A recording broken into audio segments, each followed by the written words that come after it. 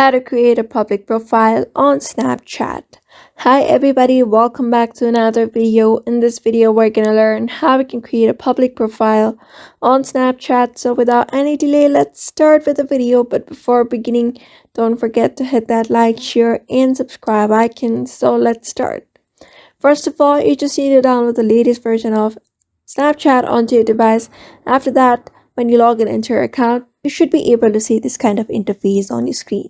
So in order to go on with the process of creating a public profile, you just need to head over to your Snapchat profile at the top left corner. After that, just tap on it and you should be able to see two options: my account and public profile. Just simply switch to public profile first.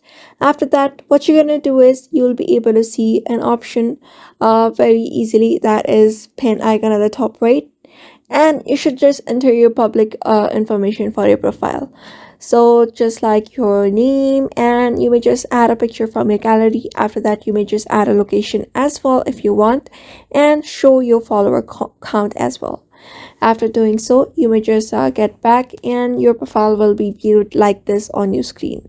So whenever other people will also look up to your profile from any other account, they will be also able to see your public profile like in this way. If you have posted any stories, they will be able to view all of your stories as well, and spotlights as well.